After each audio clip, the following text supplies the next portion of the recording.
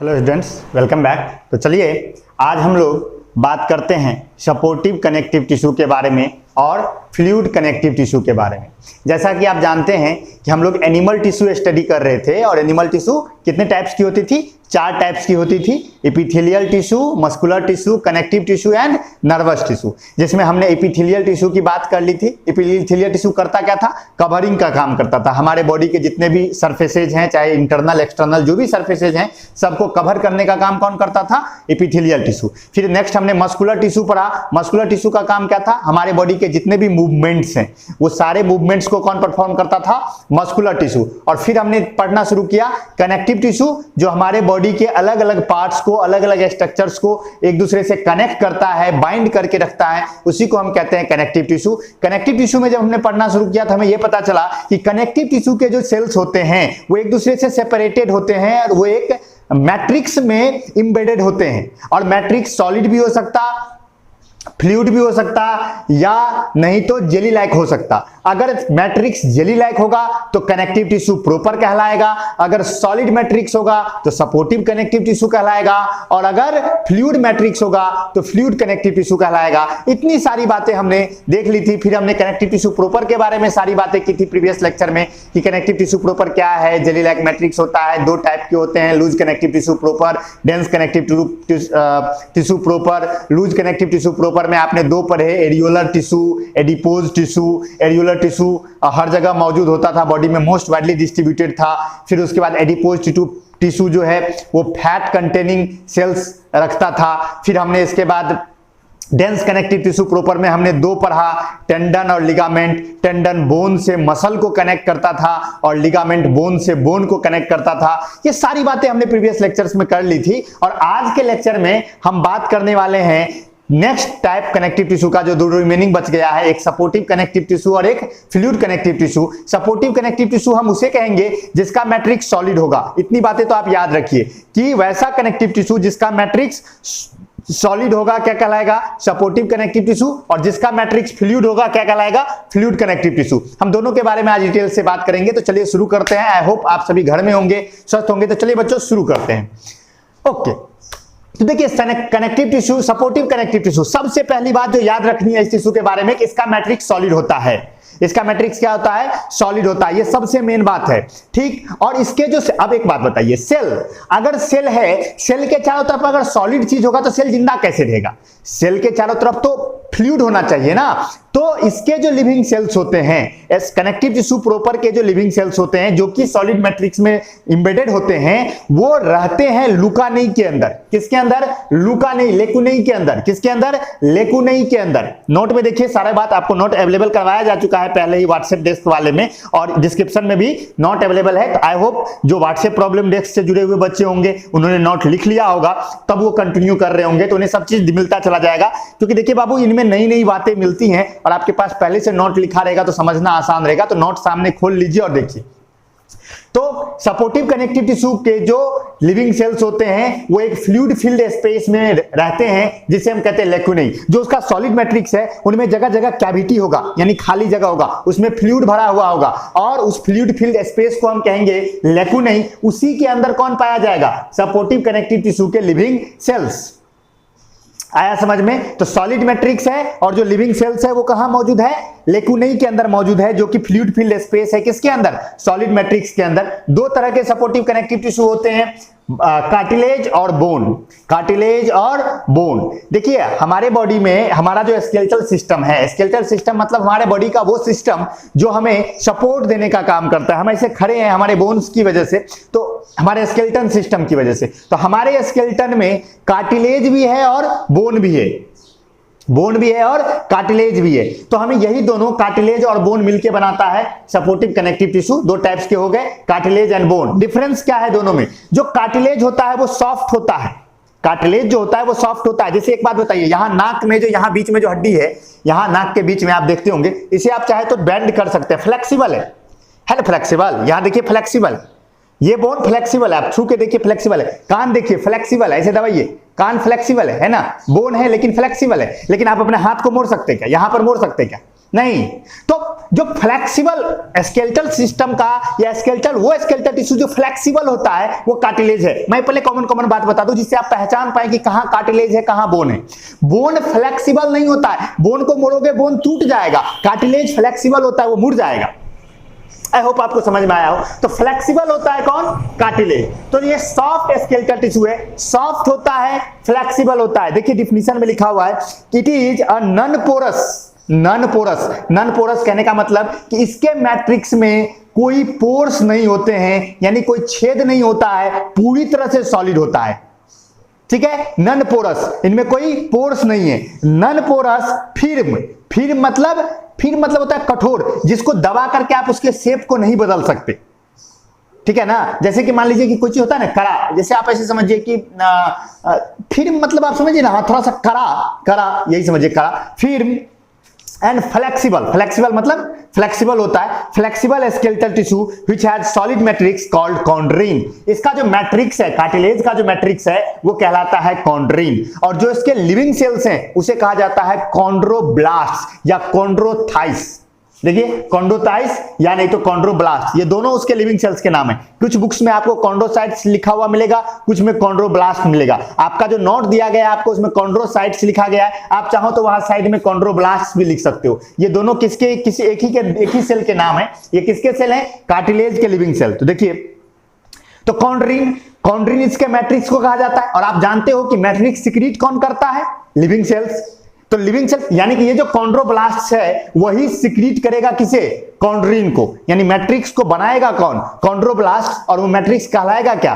कॉन्ड्रीन। चलिए आगे बढ़ते हैं। और जो कॉन्ड्रोब्लास्ट है या कॉन्ड्रोथाइस है वो कहां पाए जाएंगे? तो कॉन्ड्रीन के अंदर जो फ्लूइड फिल्ड स्पेस होगा लेकुनई, उसके अंदर पाए जाएंगे। उसमें या तो जो कॉन्ड्रोब्लास्ट है वो एक रह सकता है, सिंगली रह सकता है, अकेले रह सकता है, या ग्रुप्स में रह सकता है। यानी एक लेक्यूनी के अंदर एक भी कॉन्ड्रोब्लास्ट रह सकता है, एक से ज्यादा कॉन्ड्रोब्लास्ट भी रह सकते हैं। आई होप आपको समझ में आया हो। जो कार्टिलेज होता है वो कवर्ड होता है एक टफ फाइब्रस मेम्ब्रेन से। जो हमारा कार्टिलेज है उसके ऊपर में एक टफ फाइब्रस मेम्ब्रेन होता है जिसे हम पेरिकोन्ड्रियम कहते हैं। क्या कहते हैं? पेरिकोन्ड्रियम। यानी कि जो कार्टिलेज है उसके ऊपर में एक मेम्ब्रेन होगा, tough fibrous membrane, fibrous protein का बना हुआ। आप जानते हो फाइब्रस प्रोटीन, मैट्रिक्स प्रोटीन जिसे कहते हैं फाइब्रस प्रोटीन। हमने 3 फाइब्रस प्रोटीन के बारे में पढ़ा था, collagen fibres, elastin fibres and reticular fibres. तो फाइबर्स का बना हुआ एक टफ मेम्ब्रेन होगा कार्टिलेज के चारों तरफ, जिसे हम पेरिकोन्ड्रियन कहेंगे। ये कहां पाया जाता है? तो हमारे नोज टिप में, देखिए यहाँ पे नोज टिप में पाया जाता है। ईयर पिन्ना, देखिए ईयर पिन्ना में पाया जाता है। इपिग्लोटिस आप जानते हो कहां है? जब आप खाना वाना खाते हो, कभी वो कप सिरप का प्रचार देखे हो? उसमें कप सिरप में खांसते रहता है तो उसमें कीड़ा लटका रहता है, घंटी जैसा रहता है हमारे मुंह के अंदर। हाँ, वो उसे इपिग्लोटिस कहते हैं। यहाँ पर मौजूद है। आप उसमें भी टॉन्सिल जब बढ़ता है तो वो बड़ा हो जाता है, तो आप देखोगे टॉर्च जला के किसी के मुंह के अंदर तो ऐसे घंटी जैसे लटका रहता है, वो इपिग्लोटिस है। वो हमारे विंड पाइप में खाना को जाने से रोकता है। जब हम खाना खाते हैं तो वो विंड पाइप में फूट जाने से रोकता है वो इपिग्लोटिस। तो इपिग्लोटिस में प्रेजेंट होता है रिंग्स ऑफ ट्रेकिया। जो हमारा लंग्स है वो एयर जो जाता है वहां पर ट्रेकिया होता है। ट्रेकिया फिर ब्रोंकाई में बढ़ता है, क्लास 10th में पढ़ोगे आप। तो ट्रेकिया में जो रिंग्स होता है जो कि उसको कोलैप्स होने से बचाता है, चिपकने से बचाता है, वो रिंग्स भी किसके बने होते हैं? कार्टिलेज के। ब्रोंकाई के में भी रिंग्स होता है जो कार्टिलेज के बने होते हैं। तो वो कोई भी जगह जहां सॉफ्ट स्केलेटन जहां पर है, जहां पर फ्लेक्सिबिलिटी है, वहां कौन है? कार्टिलेज है। आई होप आपको समझ में आया। इसका फंक्शन क्या है? It provide support and flexibility in the vertebrate body. यानी कि ये सपोर्ट देता है और फ्लेक्सिबिलिटी देता है। जहां कहीं आपको स्केलेटन में फ्लेक्सिबिलिटी नजर आ रहा है वो क्या कर रहा है? कार्टिलेज ही है। और it smooth at surface joint, यानी जहां पर ज्वाइंट्स होती हैं, देखिए बोन्स जो होती है, जहां पर बोन्स एक दूसरे से ज्वाइंट होती है वहां पर कार्टिलेज का एक लेयर होता है बोन के ऊपर में जो उसे स्मूथ बनाता है। कभी आपने वो चिकन खाया होगा, अगर आप कभी चिकन खाए होंगे तो चिकन का जो लेग पीस होता है अगर आप उसको गौर से देखो तो इधर जो बोन होता है वो थोड़ा सा खुरदुरा होता है, लेकिन उसके सरफेस पे देखोगे बड़ा चिकना सा होता है। इधर जो अगर लेग पीस अब बना नहीं सकते हम, चित्रकार थोड़े, लेकिन ऐसा टाइप का रहता है। अब देखोगे ऐसे करके रहता है बोन। तो यहां इधर बोन है और यहां पे थोड़ा ये ऐसा होता है। यहां पर अगर आप चेक करोगे नेक्स्ट टाइम खाना ना चिकन तो ध्यान देना, ये बड़ा ही स्मूथ होता है, ये पार्ट बड़ा ही स्मूथ होता है। जहां ज्वाइंट है वो पार्ट बड़ा स्मूथ होता है। फिर ये जो है खुरदुरा सा होता है। तो ये जो ज्वाइंट्स है, ज्वाइंट्स स्मूथ किसकी वजह से होती है? कार्टिलेज की वजह से। किसकी वजह से?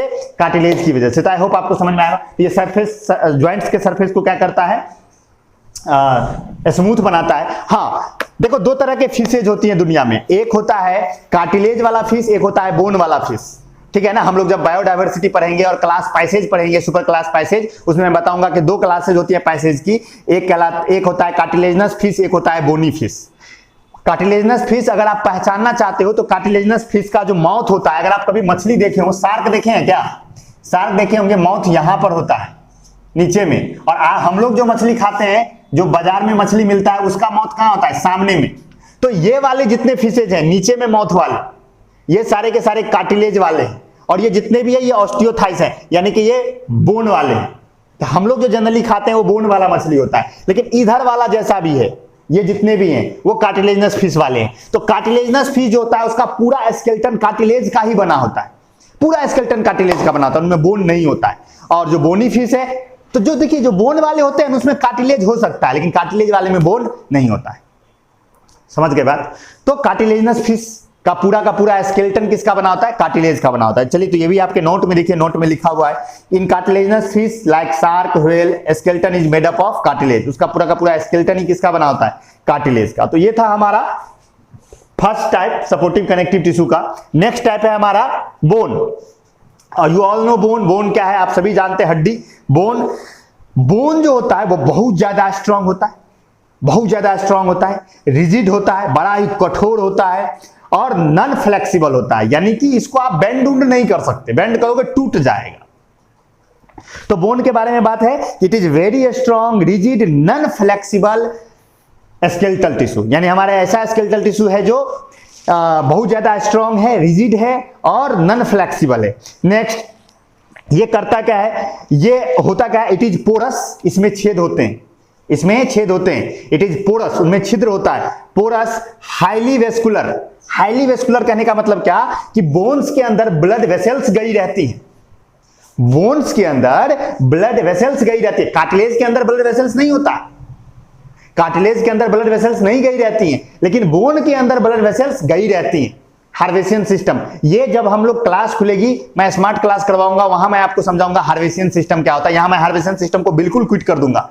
तो आप ये मत कहिएगा कि सर कहीं बुक में पढ़ लिया हार्वेसियन सिस्टम और वो हमको दिखा ही नहीं नोट में कहीं। हार्वेसियन सिस्टम आपके लेवल पर बस डायग्राम्स में समझाया जा सकता है, क्योंकि आपको समझ में नहीं आएगा अगर मैं हार्वेसियन सिस्टम समझाऊंगा। तो आप यही समझ लीजिए कि जो बोन्स होती है उसके पैरेलल में जो वेन्स है और आर्टरीज है, यानी जो ब्लड वेसल्स हैं, वो गई रहती हैं और एक सिस्टम सा बनता है। लेमिलेई के ऊपर लेमिलेई, कवर के ऊपर कवर लगता है, कंसेंट्रिक लेमिलेई होता है। वो सब चीजें हम हार्वेसियन सिस्टम में जब क्लास खुलेंगी, मैं हार्वेसियन सिस्टम पे एक डिटेल्स क्लास ले लूंगा जो आपको समझ में आ जाएंगी। तो अभी आप यही समझिए, हार्वेसियन सिस्टम अगर कहीं देखते हैं तो आप उसको देख के रहिएगा कि ठीक है, जब क्लास खुलेंगी, और खुलने ही वाली है, अब तो सारी चीजें शुरू हो रही है, धीरे धीरे चीजें स्मूथ हो रही है, बहुत जल्दी क्लास खुली जाएंगी, तो कोई दिक्कत ही नहीं है। तब मैं हार्वेसियन सिस्टम पे जब रिवीजन का क्लास ले रहा हूँ तो मैं समझा दूंगा आपको, वहां समझ में आएगा। यहाँ मैं कोशिश भी करूंगा, आपको समझ में नहीं आएगा, और थोड़ा स्मार्ट क्लास समझाना पड़ता है सामने में, तो वहां बात कर लेंगे। ओके, तो इसके अंदर हाईली वेस्कुलर, यानी इसके अंदर ब्लड वेसल्स गई रहती हैं। हार्ड होता है, यानी ये बड़ा ही कठोर होता है, और मिनरलाइज, इसमें मिनरल्स बहुत ज्यादा होते हैं। आपने सुने होंगे कि लोग, अगर आप कोई डॉक्टर के पास जाता है, कहता है इसका बोन कमजोर हो गया, तो कहता है कैल्शियम खाओ। लोग कहता है ना कैल्शियम का कमी हो गया तुमने बॉडी में, इसलिए तुम्हारा बोन कमजोर हो गया। तो कैल्शियम क्या है? मिनरल है। तो कैल्शियम हो गया, पोटासियम हो गया, मैग्नीशियम हो गया, ये सब ऐसे मिनरल्स हैं जो हमारे बोन के अंदर पाए जाते हैं। तो मिनरलाइज होता है, हाईली मिनरलाइज होता है, उसमें मिनरल्स होते हैं। इवन देखा जाए ना, इसकी जो मजबूती है, बोन्स की जो मजबूती है, उसके मिनरल्स पे ही डिपेंड करती है। जिसके बोन के अंदर जितने ज्यादा मिनरल्स होंगे, उसका बोन उतना ही स्ट्रांग होगा, उतना ही स्ट्रांग होता है। यही रीजन है कि जब कोई आदमी बीमार पड़ता है तो देखना उसका ज्वाइंट्स दर्द करने लगता है। अगर लंबा कोई आदमी बीमार रह गया तो उसके ज्वाइंट्स दर्द करने लगते हैं, हड्डियों में दर्द होने लगता है। वो दर्द क्यों होने लगता है? क्योंकि उसके हड्डियों में कैल्शियम की मात्रा बहुत ज्यादा घट जाती है। तब कहा जाता है दूध पिया करो, दूध कैल्शियम का अच्छा से, आप लोग को भी पीना चाहिए, दूध रेगुलर पिया कीजिए। चलिए ठीक है, चलिए आगे बढ़ते हैं, नेक्स्ट पॉइंट पे चलते हैं। It's matrix is composed of collagenous protein called ossein, यानी इसका जो मैट्रिक्स है उसमें वो बना होता है एक कोलाजेन वाले प्रोटीन का, जिसका नाम है ओसिन। याद रखिएगा, ओसिन। ओसिन क्या है? वो कोलाजेनस प्रोटीन है जिसका बना होता है बोन का matrix. Various minerals like calcium, phosphorus, magnesium are present in, यानी कि जितने बहुत से मिनरल्स हैं, जैसे कैल्शियम है, फास्फोरस है, मैग्नीशियम है, ये सब मौजूद होता है कहां? बोन के अंदर। समझ गए। आप गांव घर में राकस जलता है, अगर आप सुने हो कभी कि गर्मी के महीने में शाम के समय में जो खेत उत होता है उसमें अपने आप कहीं पे आग जलने लगता है, तो गांव घर का लोग कहता है देखो भूत जल रहा है वहां पे, वो राकस कहलाता है हम लोग के कॉमन एरिया में। तो होता क्या है ना, जानवर जो मर जाते हैं तो उसका हड्डी वहां रहता है, उसकी हड्डी में फास्फोरस होता है, और फास्फोरस आप जानते हो कि वो खुद ब खुद जलने लगता है, अगर उसको अधिक टेम्परेचर मिला तो वो खुद ब खुद जलने लगता है। हमें लगता है अरे देखो वहां आग लग गया, खुद ब खुद कोई आदमी नहीं है जल रहा है, हमको लगता है भूत प्रेत है, ऐसा कुछ नहीं है, वो हड्डियों से होता है वो सारी चीजें। तो हड्डी के अंदर कैल्शियम होता है, फास्फोरस होता है, मैग्नीशियम होता है, ऐसे कई से मिनरल्स होते हैं, तो मिनरल्स भी बोन के अंदर पाए जाते हैं। तो यानी कि उसका जो मैट्रिक्स हुआ उसमें एक प्रोटीन हुआ ओसिन और बहुत सारे मिनरल्स, इन दोनों से मिलकर बनता है इसका यानी कि बोन का मैट्रिक्स। चलिए आगे बढ़ते। The hardness of bone is due to presence of minerals in its matrix, यानी बोन का जो हार्डनेस है वो उसके मैट्रिक्स में मौजूद मिनरल्स की वजह से, जितने ज्यादा मिनरल्स उतना ज्यादा हार्ड। समझ गए, तो हार्डनेस किसकी वजह से आया, मिनरल्स की वजह से। और देखिए जो बोन होता है, बोन के बीच में कैविटी होती है, बोन जो है सॉलिड नहीं होता, उनके बीच में होलो स्पेस होता है, यानी खाली जगह होता है बोन के अंदर, ठीक है ना, और उसमें सॉफ्ट टिश्यू भरा होता है जिसे हम कहते हैं बोन मैरो। कभी मुर्गा उर्गा खाया होगा तो बोन को ऐसे खींच करके बीच में से चूसता है ना रे, ऐसे ऐसे ठोक के निकाल सकते हो उसमें से, अरे अंदर में खाली होता है ना वो, तो वो जो भरा होता है उसे हम क्या कहते हैं, bone marrow. The soft connective tissue present between bone cavity is called bone marrow। और जितने भी वो बोन मैरो के अंदर ही ब्लड सेल्स बनते हैं। ब्लड सेल्स कहने का मतलब जो आरबीसी डब्ल्यूबीसी जो भी पढ़ने वाले हैं तुरंत ब्लड के बारे में, तो जितने भी ब्लड सेल्स हैं आरबीसी डब्ल्यूबीसी प्लेटलेट्स, ये सब कहाँ बनता है, ये सब बनता है बोन मैरो में। चलिए आगे बढ़ते हैं। The living cells of bones are called osteoblast, यानी इसके लिविंग सेल्स को क्या कहते हैं, बोन के लिविंग सेल्स को क्या कहते हैं, ऑस्टियोब्लास्ट। उसको क्या कहते थे, कॉन्ड्रोब्लास्ट, इसको क्या कहते हैं, ऑस्टियोब्लास्ट, ठीक है। तो osteoblast which are embedded in a firm calcified matrix, जो कि एक मैट्रिक्स जो कि कैल्शियम वाला मैट्रिक्स है, कैल्शियम है ना उसके मैट्रिक्स में, सॉलिड मैट्रिक्स में, उनमें धसा हुआ होता है। दो तरह के बोन्स होते हैं हमारे बॉडी में, spongy bone and compact bone. हमारे बॉडी के अंदर दो तरह के बोन्स होते हैं, spongy bones and compact bones. कैसे पहचानेंगे, या दोनों में क्या डिफरेंस है।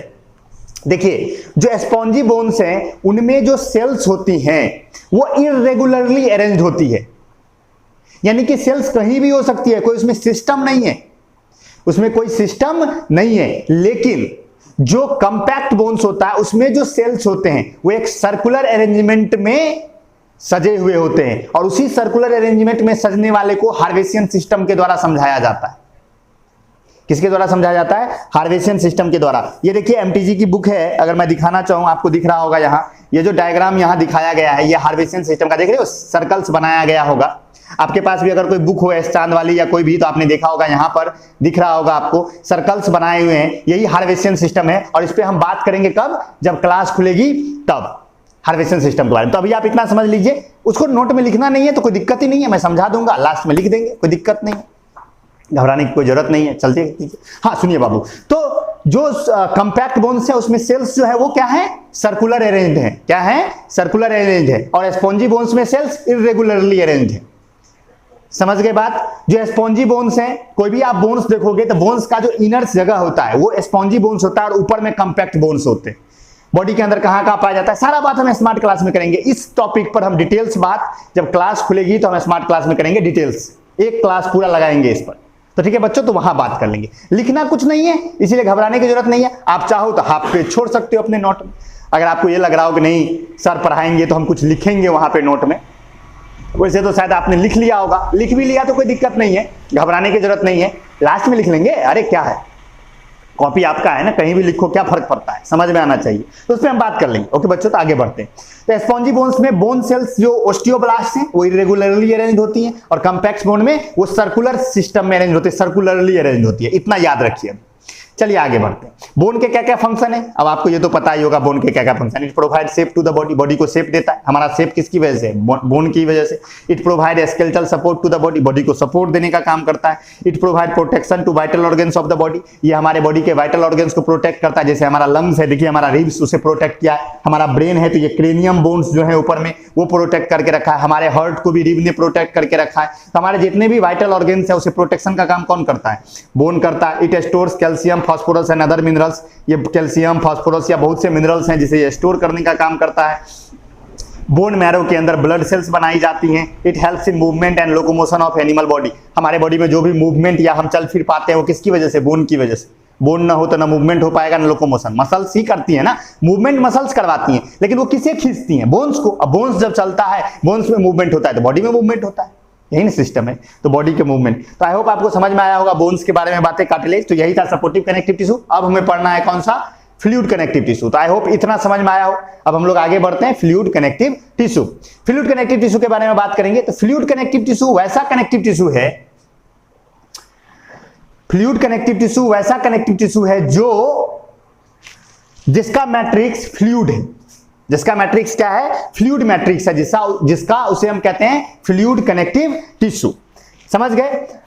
उनके अब एक बात आप जानते हो कि मैट्रिक्स के अंदर फाइबर्स पाए जाते हैं, लेकिन फ्लूइड कनेक्टिव टिश्यू का मैट्रिक्स जो होता है उसमें कोई फाइबर्स नहीं पाया जाता है, no fibre. Fluid matrix fluid है, नो फाइबर, कोई फाइबर नहीं होगा। दो तरह के फ्लूइड कनेक्टिव टिश्यू हमारे बॉडी के अंदर पाए जाते हैं, नाम है ब्लड और लिम्फ। फ्लूइड कनेक्टिव टिश्यू का काम क्या होता है? फ्लूइड कनेक्टिव टिश्यू सबसे मेन हमारे बॉडी को कनेक्ट करता है, हमारे बॉडी के एक पार्ट को दूसरे पार्ट से कनेक्ट करता है, कंटिन्यूटी मेंटेन करता है हमारे बॉडी। ब्लड क्या करता है? ब्लड हमारे एलिमेंट्री कनाल को कनेक्ट करता है हमारे बॉडी से, जिससे कि वहां डाइजेस्टेड फूड पूरे बॉडी में पहुंच सके। लंग्स को कनेक्ट करता है बॉडी के हर एक पार्ट से, जिससे कि ऑक्सीजन बॉडी के हर एक पार्ट में पहुंच सके। तो ये सारी चीजें हैं। तो फ्लूइड कनेक्टिव टिश्यू जो है, जो ब्लड और लिम्फ है, जो ब्लड और लिम्फ है, वो करता क्या है? हमारे बॉडी के अलग अलग पार्ट्स को एक दूसरे को से कनेक्ट करता है और एक कंटिन्यूटी मेंटेन करता है।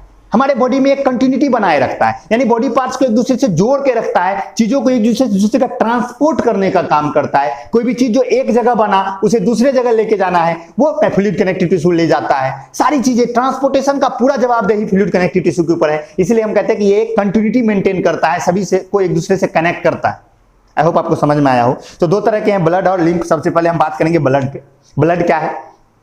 तो ब्लड एक ब्राइट रेड कलर का फ्लूइड है। सबको पता है ब्लड क्या है, खून। हाथ में चाकू से काट लो, देखो खून निकल के आएगा, समझ में आ जाएगा। तो ये एक लाल रंग का ब्राइट रेड कलर का फ्लूइड कनेक्टिव टिश्यू है। हमारे हेल्दी ह्यूमन बॉडी के अंदर लगभग 5 से 6 लीटर तक ब्लड होता है हेल्दी ह्यूमन एडल्ट के बॉडी में। अब तुमको सर बच्चा पैदा हुआ उसमें 6 लीटर ब्लड होगा? नहीं भाई, 2 केजी का तो होता है, ये 2-3 केजी का, तो उसमें कितना हो जाएगा? तो यानी कि जो हेल्दी ह्यूमन एडल्ट है, उनमें क्या होता है? उनमें 5 से 6 लीटर तक ब्लड होता है। ब्लड की अगर बात करो तो ब्लड 2 चीजों से बना होता है, ब्लड प्लाज्मा और ब्लड सेल्स। ब्लड प्लाज्मा और ब्लड सेल्स। जब ब्लड को आप माइक्रोस्कोप से देखोगे तो लिक्विड वाला पार्ट होता है उसमें और सेल वाला पार्ट होता है। तो ब्लड का जो लिक्विड वाला पार्ट है वो है ब्लड प्लाज्मा, वाटरी पार्ट जो है वो है ब्लड प्लाज्मा। और जो सेल्स हैं, जो उसके अंदर में मिक्स हैं, जो उसके अंदर में सस्पेंडेड हैं, जो उसके अंदर मौजूद हैं उस लिक्विड के अंदर, जैसे आरबीसी, डब्ल्यूबीसी, प्लेटलेट्स, ये सारी चीजें क्या है? ब्लड सेल्स हैं। क्या है? ब्लड सेल्स है। तो ब्लड में 2 चीजें हो गई, ब्लड प्लाज्मा और ब्लड सेल्स। ब्लड प्लाज्मा ही ब्लड का मैट्रिक्स है और ब्लड सेल्स उसके लिविंग सेल्स हैं। अरे नहीं, कोई भी कनेक्टिव टिश्यू है तो उसमें क्या होता है? मैट्रिक्स होता है और लिविंग सेल्स होते हैं। तो ब्लड सेल्स क्या हो गए? उसके लिविंग सेल्स हो गए ब्लड के। जो ब्लड एक कनेक्टिव टिश्यू है उसके लिविंग सेल्स हो गए, और जो ब्लड प्लाज्मा है वो उसका मैट्रिक्स हो गया। ठीक है। अगर आप देखोगे टोटल ब्लड का ये देखोगे तो ब्लड के अंदर जो टोटल ब्लड वॉल्यूम है उसका 55%, नियरली 55% ब्लड प्लाज्मा होता है और 45% ब्लड सेल्स होते हैं। यानी अगर हम बात करें कि आपके बॉडी के अंदर 1 केजी ब्लड है, मेन लेट सपोज हम मान लेते हैं कि आपके बॉडी के अंदर 1 केजी ब्लड है, तो 1 केजी ब्लड में से 550 ग्राम प्लाज्मा है आपके बॉडी में और 450 ग्राम क्या है? ब्लड सेल्स हैं, जिसमें कि आरबीसी, डब्ल्यूबीसी, प्लेटलेट्स सारी चीजें आती। आई होप आपको समझ में आया होगा। तो टोटल ब्लड वॉल्यूम का 1 लीटर ब्लड मान लीजिए, या मास में नहीं तो वॉल्यूम में ले लेते हैं। अगर 1 लीटर ब्लड है तो 1 लीटर में से 550 ml क्या है? प्लाज्मा, और 450 ml क्या है? Blood cells. आई होप आपको समझ में आया होगा। तो 55% blood plasma and 45% blood cells. अगर ब्लड प्लाज्मा की बात करें तो ये ब्लड का वाटरी पार्ट है जो कलर में स्लाइटली येलोइश होता है, थोड़ा सा पीलापन। जनरली देखा जाए तो कितने किताबों में तो कलरलेस लिख दिया जाता है, कलरलेस भी चलेगा, लेकिन अगर रियल में देखोगे तो ये थोड़ा सा येलोइश होता है, स्लाइटली येलोइश इन कलर, और उसमें लगभग 90% पानी होता है। ब्लड प्लाज्मा के अंदर लगभग 90% क्या है? वाटर ही है, और बाकी जो रिमेनिंग 10% रहा उसमें बहुत से केमिकल्स घुले हुए हैं, लाइक ग्लूकोज घुला हुआ है, एमिनो एसिड्स घुला हुआ है, हार्मोन्स हैं, एंजाइम्स हैं, पैथोजेंस हैं, डेड सेल्स हैं, दुनिया जहान की चीजें उसके अंदर मौजूद हैं। बहुत कुछ डिजॉल्व है, बहुत सारे केमिकल्स ब्लड के अंदर डिजॉल्व होती हैं। तो ब्लड प्लाज्मा का नियरली 90% क्या है, वाटर है, एंड 10% में क्या है, बहुत सारे केमिकल्स हैं जो उसके अंदर घुले हुए हैं, उसके अंदर डिजॉल्व है। तो देखिए ब्लड प्लाज्मा को डिफाइन किया गया है कि the liquid matrix of blood is called blood plasma. It is slightly yellowish in colour, थोड़ा सा येलोइश होता है कलर में, and contain various substances dissolve in it. इसमें बहुत से सब्सटेंसेस डिजॉल्व होते हैं। 90% ऑफ प्लाज्मा इज वाटर, लगभग 90% क्या है, पानी है, and various organic and inorganic chemicals are dissolved in it like glucose, amino acids, vitamin, lipids, enzymes, hormones, ETC. दुनिया जहान की चीजें उसके अंदर में डिजॉल्व है। अब ब्लड सेल्स की बात करें तो the living cells present in blood plasma are called blood cells, यानी ब्लड प्लाज्मा के अंदर जो लिविंग सेल्स हैं उसी को क्या कहते हैं, ब्लड सेल्स कहते हैं। और 45% ब्लड सेल्स हैं। हमारे ब्लड के अंदर 3 तरह के ब्लड सेल्स हैं मेनली, ध्यान से सुनिएगा। कितने तरह के ब्लड सेल्स हैं, 3 तरह के, erythrocytes, leucocytes and thrombocytes. Erythrocytes, leucocytes, thrombocytes. अब आपको सर ये तो सुने ही नहीं, अरे इरिथ्रोसाइट्स है आरबीसी का दूसरा नाम, रेड ब्लड सेल्स का दूसरा नाम। ल्यूकोसाइट्स है व्हाइट ब्लड सेल्स का नाम, और थ्रोम्बोसाइट्स है प्लेटलेट्स का नाम। तो हमारे बॉडी के अंदर 3 तरह के ब्लड सेल्स हो गए, आरबीसी रेड ब्लड सेल्स जिसे हम इरिथ्रोसाइट्स कहते हैं, डब्ल्यूबीसी व्हाइट ब्लड सेल्स जिसे हम ल्यूकोसाइट्स कहते हैं, एंड प्लेटलेट्स जिसे हम थ्रोम्बोसाइट्स कहते हैं। समझ गए? तो ये सारी चीजें हमारे बॉडी ब्लड के अंदर ये 3 तरह के ब्लड सेल्स हैं। हम बारी बारी से बात करेंगे। इरिथ्रोसाइट्स, सबसे पहले बात करते हैं इरिथ्रोसाइट्स। आपने कभी न कभी जीवन में आरबीसी जरूर देखा होगा, सेल का फार्मूला में या कहीं भी। तो आरबीसी जो होता है, ह्यूमन आरबीसी, वो बाइकनकेव होता है। पाव रोटी देखे हो आपने, पाव रोटी ले लीजिए और पाव रोटी को बीच में ऐसे दबा दीजिए, तो बीच में गहरा हो जाएगा और किनारे पर मोटा हो जाएगा। तो वो जो शेप बनेगा वही शेप है किसका, आरबीसी का। तो आरबीसी बाइकनकेव शेप में होता है। उसका जो साइटोप्लाज्म है, अब कोई भी सेल है तो उसके अंदर में साइटोप्लाज्म तो होगा ना, और भी चीजें होती हैं सेल के अंदर, सेल चैप्टर पढ़ चुके हैं हम लोग। तो उसके साइटोप्लाज्म के अंदर कोई भी सेल ऑर्गेनेल नहीं होता है। जो mitochondria, endoplasmic reticulum, Golgi body, कितनी सारी चीजें सेल ऑर्गेनेल्स थी, एक भी सेल ऑर्गेनेल आरबीसी के अंदर नहीं होता है, और ना ही न्यूक्लियस होता है। यानी आरबीसी का शेप कैसा है, बाइकनकेव। कैसा शेप है, बाइकनकेव। नेक्स्ट बात अगर हम करें, इसके अंदर में कोई भी सेल ऑर्गेनेल नहीं है, ना ही न्यूक्लियस है। याद कीजिए, जब मैं सेल पढ़ा रहा था तो मैंने कहा था कि आरबीसी हर एक चीज के एक्सेप्शन में हो जाएगा। Endoplasmic reticulum are not present in RBC, mitochondria is not present in RBC, ribosomes are not present in RBC. जितने भी सेल ऑर्गेनेल्स है कोई भी आरबीसी के अंदर मौजूद नहीं है। ठीक है। और इसका जो लाइफ साइकिल होता है वो बहुत ही छोटा होता है। ये मात्र 120 डेज के आसपास में जिंदा रहता है, 90 डेज टू 120 डेज। यानी कि हमारे बॉडी में आज जो आरबीसी बनेगा, नया आरबीसी, वो 90 से 120 दिन के बाद मर जाएगा। फिर डेली नए नए आरबीसी बनते हैं, डेली नए पुराने आरबीसी मरते हैं। तो हमारे बॉडी के अंदर लगातार आरबीसी बनता रहता है और नष्ट होता रहता है। ये बनता है कहाँ, ब्लड बोन मैरो के अंदर, और ये डिस्ट्रॉय कहाँ होता है, एस्प्लीन में जाके। लीवर के बगल में एक ऑर्गेन होता है एस्प्लीन, तो वहां पर जाकर ये डिस्ट्रॉय होता है। तो ये बनता है, देखिए आप में लिखा भी होगा कि RBC are produced in bone marrow and get destroyed in spleen. यानी कि ये बनता है बोन मैरो में और डिस्ट्रॉय होता है कहाँ, स्प्लीन में जाकर। लीवर के बगल में होता है स्प्लीन, एक ऑर्गेन है। पढ़ेंगे हम इसको डिटेल्स में। देखिए ब्लड के बारे में हमें डिटेल्स से पढ़ना है नेक्स्ट क्लास में। क्लास 10th में लाइफ प्रोसेस चैप्टर आएगा, वहां पे हमें सर्कुलेटरी सिस्टम पढ़ना है। उसमें हमें ब्लड, हार्ट, ब्लड वेसल्स सबके बारे में डिटेल्स से पढ़ना है। तो घबराने की जरूरत नहीं। और अभी पढ़ना चाहते हो तो जाओ 10th में, YouTube पे वीडियो अवेलेबल है, ब्लड लाइफ प्रोसेसेस में देखो, सर्कुलेटरी सिस्टम पे अच्छा खासा सब चीज समझाया गया। अगर आपको जानने की इच्छा हो तो वहां जाके देख सकते हो, लेकिन देखने की क्या जरूरत है, हम तो पढ़ेंगे ही क्लास 10th में, तो वहां पढ़ लेंगे। लेकिन अगर आपको बहुत ज्यादा तीव्र इच्छा हो रहा हो तो वहां आप जा सकते हो, डिटेल्स में ये सारी चीजें आपको मिल जाएंगी वहां पर। ओके ठीक है बच्चों, आगे बढ़ते। क्लास 10th में लाइफ प्रोसेसेस में होगा, सर्कुलेटरी सिस्टम करके ढूंढ लीजिएगा, प्लेलिस्ट अवेलेबल है 10th वाला वीडियो में, आप देख लीजिएगा। चलिए आगे बढ़ते हैं हम लोग। देखिए क्या क्या है, डेफिनेशन मैं नोट के हिसाब से पढ़ देता हूं। It is biconcave in shape, यानी शेप में बाइकनकेव है। Contain a red pigment haemoglobin. हाँ, उसके साइटोप्लाज्म के अंदर, आरबीसी के साइटोप्लाज्म के अंदर एक पिगमेंट होता है। पिगमेंट आप जानते हो, कलरफुल केमिकल को हम पिगमेंट कहते हैं। तो एक पिगमेंट होता है जो हेमोग्लोबिन है, जो कि रेड कलर का होता है। याद कीजिए, जब मैं नहीं, आपने नहीं, मैंने क्लास 10th में पढ़ाया था, छोड़िए सॉरी। तो देखिए जो ब्लड है, ब्लड रेड है। रेड है किसकी वजह से, आरबीसी की वजह से। सिंपल सी बात है, ब्लड रेड किसकी वजह से, आरबीसी की वजह से। आरबीसी रेड किसकी वजह से, आरबीसी रेड है, उसके साइटोप्लाज्म के अंदर एक पिगमेंट है, एक कलरफुल केमिकल है जिसका नाम है हेमोग्लोबिन। वो रेड कलर में है। और कोई पूछे कि हेमोग्लोबिन रेड क्यों है, तो वो है आयरन की वजह से। हेमोग्लोबिन जो होता है वो आयरन कंटेनिंग होता है, उसमें आयरन होते हैं। क्या होते हैं, आयरन होते हैं, फेरस। फेरस कहते हैं, केमिकल नेम फेरस है, जैसे आयरन कहते हैं, तो उसके अंदर में आयरन होता है। तो आयरन के प्रेजेंस की वजह से हेमोग्लोबिन रेड है, हेमोग्लोबिन के रेड होने की वजह से आरबीसी रेड है, और आरबीसी के रेड होने की वजह से ब्लड रेड है। अरे आया, और ब्लड के रेड होने की वजह से हमारा चेहरा रेड हो जाता है। हाँ बिल्कुल, चलिए आगे बढ़ते हैं। तो ये सारी चीजें हैं, तो समझ में आया। तो ब्लड के आरबीसी के अंदर एक आयरन कंटेनिंग कलरफुल पिगमेंट है, रेड कलर का पिगमेंट है, जिसे हम हेमोग्लोबिन कहते हैं। और यही हीमोग्लोबिन रिस्पॉन्सिबल है हमारे बॉडी के अंदर ऑक्सीजन ट्रांसपोर्ट के लिए। हम जो सांस लेते हैं तो ऑक्सीजन कहां जाता है? लंग्स के अंदर। लंग्स से ऑक्सीजन कहां पहुंचता है? पूरे बॉडी में। तो पूरे बॉडी में ऑक्सीजन ले जाने का काम करेगा कौन? तो करेगा हेमोग्लोबिन। तो हेमोग्लोबिन ही रिस्पॉन्सिबल है हमारे बॉडी के अंदर ऑक्सीजन ट्रांसपोर्ट करने के लिए। यानी हमारे लंग्स से बॉडी के हर एक सेल तक ऑक्सीजन ले जाने का काम कौन करेगा? हेमोग्लोबिन। ये मत सोचिएगा कि कार्बन डाइऑक्साइड लाने का काम करेगा, ये मिसकंसेप्शन है। बच्चे सोचते हैं कि हेमोग्लोबिन ऑक्सीजन ले जाता है और कार्बन डाइऑक्साइड लाता है। नहीं नहीं नहीं नहीं, वो सिर्फ ऑक्सीजन ले जाने का काम करता है, लाने का काम नहीं करता है। कार्बन डाइऑक्साइड ब्लड प्लाज्मा में घुल के आता है, वो हेमोग्लोबिन के साथ नहीं आता है, ये आप समझ लीजिए। तो हेमोग्लोबिन का काम है ऑक्सीजन ट्रांसपोर्ट करना।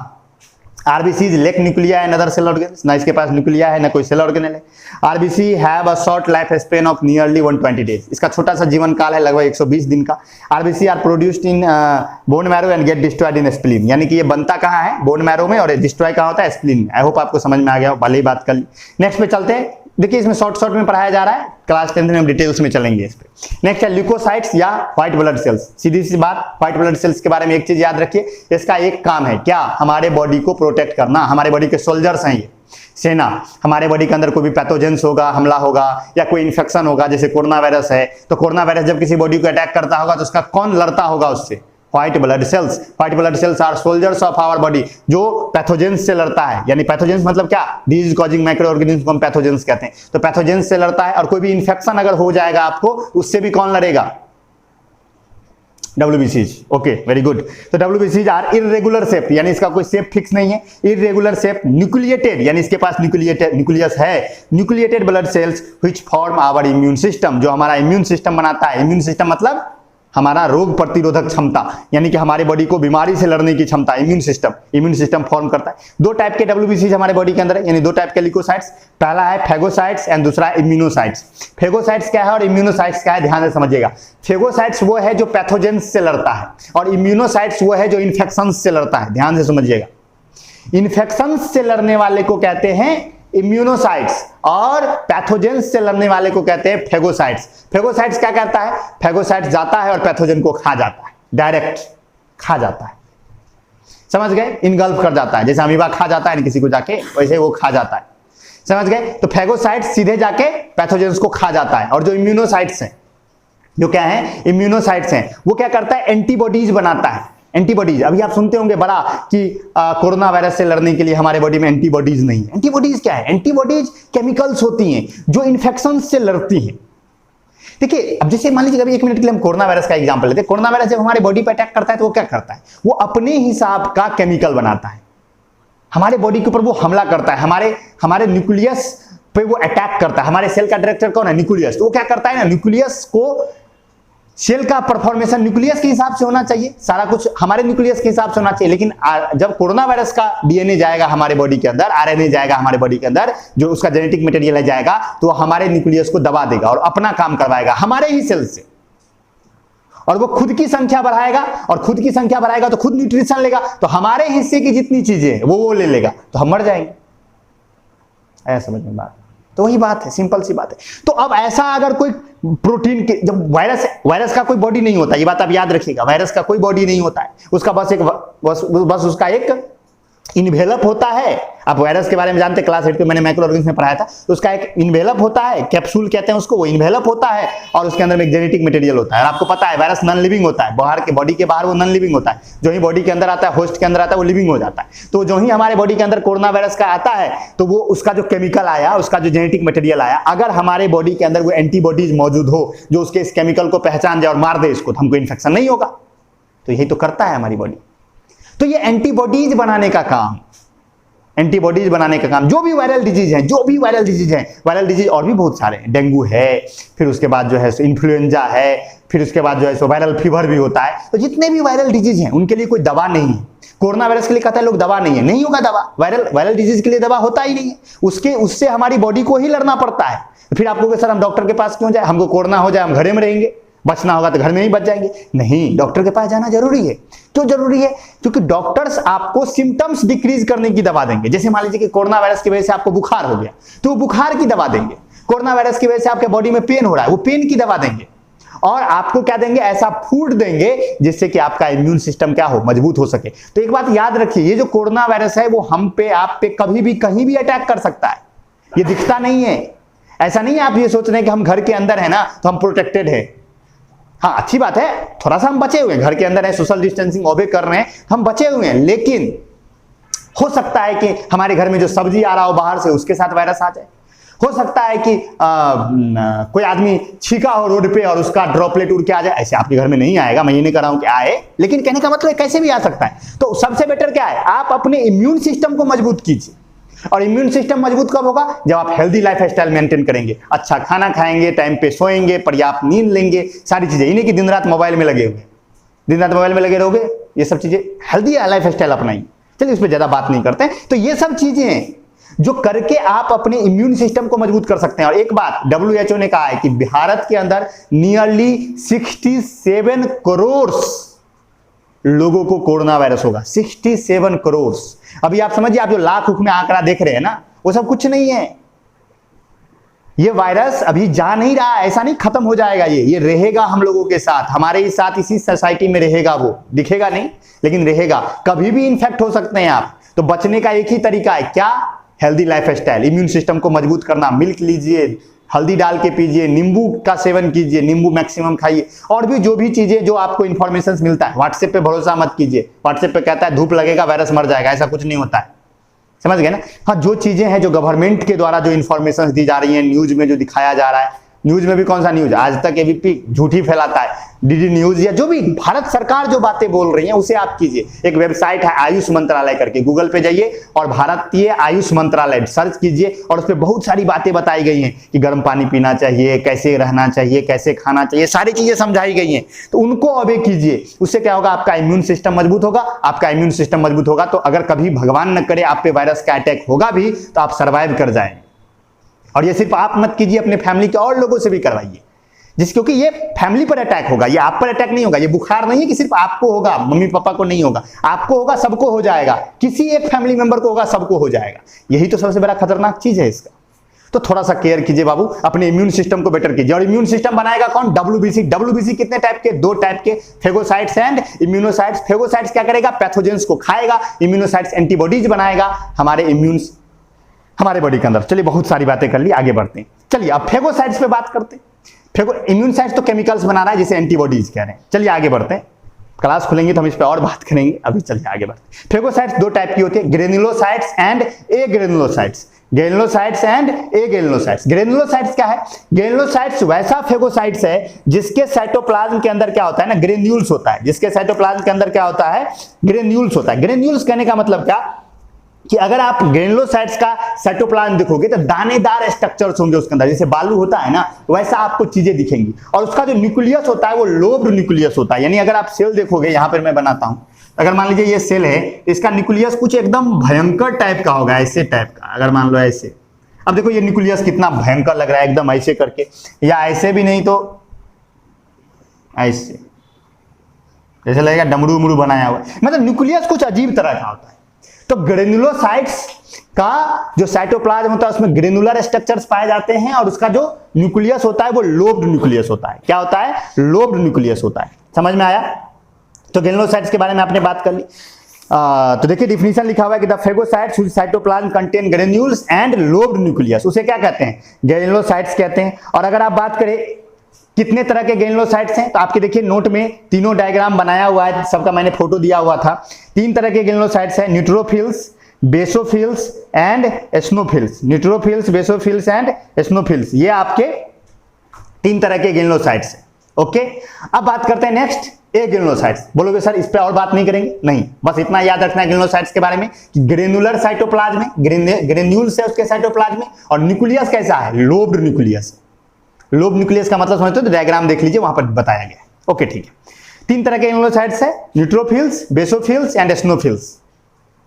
ओके, क्लास खुलेंगे इस पे हम डिटेल्स में बात करेंगे, कभी भाषण देंगे उस पर। चलिए छोड़िए हटाइए, एक ग्रेन्युलोसाइट्स की बात करते हैं। तो वैसा फेगोसाइट्स जिसके साइटोप्लाज्म के अंदर ग्रेन्यूल्स नहीं होता है और जनरल न्यूक्लियस होता है, यानी लोब न्यूक्लियस नहीं होता है, वो क्या हो गया, एक ग्रेन्युलोसाइट्स। इसके अंदर में भी दो होते हैं, एक मोनोसाइट्स एक लिम्फोसाइट्स, मोनोसाइट्स और लिम्फोसाइट्स।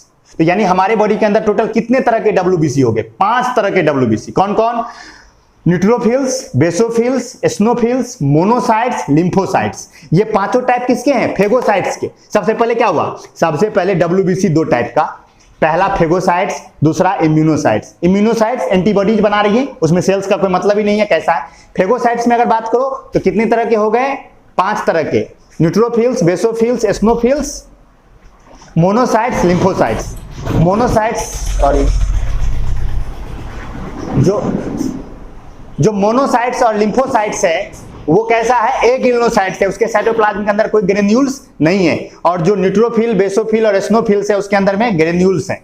तो ये आप याद रखिएगा। अब हम लोग नेक्स्ट टाइप में चलते हैं, और नेक्स्ट क्या है हमारा, प्लेटलेट्स या थ्रोम्बोसाइट्स। ये इर्रेगुलर शेप्ट, ये भी इर्रेगुलर शेप्ट है। इर्रेगुलर शेप्ट, नॉन न्यूक्लिएटेड, यानी इसके पास भी न्यूक्लियस नहीं है, non nucleated fragment of giant cells. हमारे बॉडी के अंदर जो जाइंट सेल्स होते हैं, यानी बड़े बड़े सेल्स होते हैं, उनका टुकड़ा है कौन, प्लेटलेट्स। प्लेटलेट्स करता क्या है, ये ब्लड क्लॉटिंग में हेल्प करता है। अगर आपका कहीं पर कट जाए तो ब्लड जम जाता है ना, अरे अगर कहीं पर कट जाए तो ब्लड निकलता है, वो ब्लड जम जाता है ना, तो ब्लड को जमाता कौन है, प्लेटलेट्स। तो प्लेटलेट्स का काम है ब्लड क्लॉटिंग करना, तो it helps in blood clotting. तो ये समझ में आ गया, और इसके बारे में कोई ज्यादा बात करनी नहीं। आई होप आपको समझ में आया होगा ब्लड क्या है, सारी बातें समझ में आ गई ब्लड के बारे में। ब्लड प्लाज्मा, ब्लड सेल्स 3 तरह के, सारी बातें हमने कर ली। आई होप आपको समझ में आया हो। आगे चलते हैं, नेक्स्ट फ्लूइड कनेक्टिव टिश्यू है हमारा lymph. Next fluid connective tissue है लिम्फ। ये क्या है, ये एक कलरलेस फ्लूइड है। ये क्या है, एक कलरलेस फ्लूइड है। कलरलेस नहीं कहना चाहिए, ये भी स्लाइटली येलोइश होता है, ये भी ब्लड प्लाज्मा के ही जैसा होता है। ये same to same blood plasma जैसा होता है लिम्फ। इसके बारे में हम लोग डिटेल्स में पढ़ेंगे क्लास 10th में, लिम्फेटिक सिस्टम में। क्लास 10th में एक टॉपिक होगा लिम्फेटिक सिस्टम, जिसमें हम डिटेल्स में पढ़ेंगे लिम्फ के बारे में। और फिर मैं वही कहूंगा, अगर पढ़ना है तो वीडियो अवेलेबल है, जाके देख लीजिए। ओके ठीक है। तो लिम्फ, तो इट इज, अभी कितना जानना है वो मैं लिख रहा हूं सारी बातें। It is a colourless fluid connective tissue which contain plasma and mainly RBC. यानी इसके पास क्या होता है, प्लाज्मा होता है और डब्ल्यूबीसी, मेनली डब्ल्यूबीसी और डब्ल्यूबीसी होता है। और डब्ल्यूबीसी में से भी कौन, लिम्फोसाइट्स। इसके पास क्या होता है, लिम्फोसाइट्स, नाम में ही लिम्फ लगा हुआ है, देख रहे हो, तो लिम्फोसाइट्स। तो व्हिच कंटेन ब्लड प्लाज्मा के ही जैसा इसका स्ट्रक्चर है, और इसके पास मेनली क्या है, लिम्फोसाइट्स है। इसके पास ना तो आरबीसी है और ना ही प्लेटलेट्स है। इसके पास ना आरबीसी है ना प्लेटलेट्स है, और अगर आरबीसी नहीं है तो रेड नहीं होगा। तो ना इसके पास आरबीसी है ना प्लेटलेट्स है। और ये क्या करता है, ये भी एक्सचेंज ऑफ मटेरियल में मदद करता है, लाइक ब्लड। जैसे ब्लड ट्रांसपोर्ट करता है ना, वैसे लिम्फ भी ट्रांसपोर्ट करता है। अब आपके दिमाग में आ रहा होगा, सर दो क्यों, ब्लड ही पर्याप्त क्यों नहीं था, लिम्फ क्यों आया। देखो बाबू, है क्या ना, ब्लड बहती है ब्लड वेसल्स के अंदर और लिम्फ बहती है लिम्फ वेसल्स के अंदर। तो ब्लड की होती है ब्लड कैपिलरीज और लिम्फ की होती है लिम्फ कैपिलरीज। तो ब्लड कैपिलरीज के अंदर में जो पोर्स होता है, जो छेद होती हैं, वो छोटी छोटी छेद होती हैं, उनसे होके बड़े बड़े मॉलिक्यूल्स को एब्जॉर्ब नहीं किया जा सकता, यानी बड़े बड़े मॉलिक्यूल्स का उस होके एक्सचेंज नहीं हो सकता। लेकिन जो लिम्फ कैपिलरीज है, उनके अंदर जो पोर्स होती हैं, जो छेद होती हैं, वो बड़ी बड़ी होती हैं, उनसे होके बड़े बड़े मॉलिक्यूल्स का भी ट्रांसपोर्ट हो सकता है। तो जो बड़े बड़े प्रोटीन मॉलिक्यूल्स हैं या फैट मॉलिक्यूल्स हैं, वो किसके द्वारा ट्रांसपोर्ट किए जाते हैं, लिम्फ के द्वारा। और जो छोटे छोटे साइज वाले हैं जैसे ग्लूकोज, ये सब किसके द्वारा, ब्लड के द्वारा। डिटेल्स में पढ़ेंगे क्लास 10 सर्कुलेटरी सिस्टम में, हमें लिम्फ भी पढ़ना है और ब्लड भी पढ़ना है। आई होप आपको सारी बातें समझ में आई होंगी। तो यही था हमारा फ्लूइड कनेक्टिव टिश्यू, सारी बातें आपको समझ में आ गई होंगी। हमने सारी बातें आज जो की सपोर्टिव कनेक्टिव टिश्यू से हमने स्टार्ट किया, बड़ा सा लेक्चर है, देख लीजिएगा। सपोर्टिव कनेक्टिव टिश्यू से स्टार्ट किया और फ्लूइड कनेक्टिव टिश्यू तक हमने बात की। बड़ा गौर से देखिए लेक्चर को, नोट पहले से ही अवेलेबल है या डिस्क्रिप्शन बॉक्स में है, डाउनलोड कीजिए, बनाइए। कहीं भी कोई कंफ्यूजन हो आराम से पूछिए, बिना किसी हेजिटेशन के, जो भी दिक्कत हो पूछिए, मैं सॉल्व करूंगा। और इसके बाद मात्र एक लेक्चर बचा है एनिमल टिश्यू के अंदर, जिसका नाम है नर्वस टिश्यू। छोटा सा टॉपिक 10 से 15 मिनट में खत्म हो जाएगा, क्योंकि ज्यादा बात करनी नहीं है, बस न्यूरॉन के बारे में बात करनी है। तो वो नेक्स्ट लेक्चर आपको अवेलेबल है, देख लीजिए। नेक्स्ट लेक्चर अवेलेबल हो गया है, वो भी देख लीजिए, आपका चैप्टर ही समाप्त हो जाएगा। फिर उसके बाद एक्सरसाइज शीट अवेलेबल किया जाएगा और उसे आप बनाइएगा तो खत्म हो जाएगा ये चैप्टर। तो ठीक है बच्चों, मिलते हैं नेक्स्ट लेक्चर में, जिसमें हम बात करेंगे नर्वस टिश्यू के बारे में। See you soon, bye bye, take care.